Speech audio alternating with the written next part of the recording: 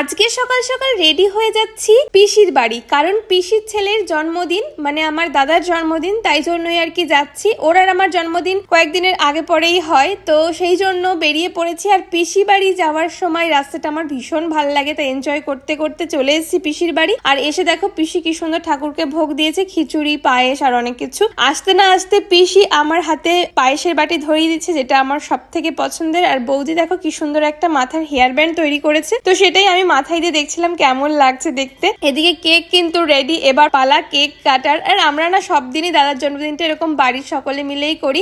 এই কেকটার পেছনে একটা কাহিনী আছে। কেকটা যেহেতু ডিপ ফ্রিজে ছিল তাই শক্ত হয়ে গেছে, তাই ওর কাটতে একটু কষ্ট হচ্ছিল। কিন্তু ব্যাপারটা হচ্ছে এই যে চকলেট কেক, প্রতিবারের ন্যায় এবারও চকলেট কেক সবসময় বেশি ভালো খাই আমি আর দাদা। আর সবাই একটু ভ্যানিলা ফ্লেভার পছন্দ করে, কিন্তু ওর যেহেতু জন্মদিন তাই প্রতিবার চকলেটই আনা হয়। আর চকলেট কেক আনাতে আমার আর ওর বেশ সুবিধা হয়, কেউ তেমন একটা খায় না, আমরাই ভালো মতন করে খাই আর কি। তো তারপরে আমি আর বার্থডে বয় মিলে একটু লুকিয়ে লুকিয়ে কেক খাচ্ছিলাম, মানে কেকের বিভিন্ন অংশ খাচ্ছিলাম আর বিভিন্ন মজা করছিলাম আর কি। তো আমি আর দাদা ছোট থেকে বেশি একটা বয়সের ফারাক নেই, বন্ধু দাদাও আমার বলতে পারো। আর তারপরে খাওয়া দাওয়া করে ভাবলাম পায়েসের সঙ্গে যদি একটু কেক মিশিয়ে নাই খাই তাহলে জন্মদিন বাড়ি বলে মনে হবে না। তো সেটা খেয়ে দিয়ে বাড়ির পথে রওনা হলাম। তো আজকের মতো ভিডিওটা এই অবধি, দেখা হচ্ছে নেক্সট ভিডিওতেই। টাটা।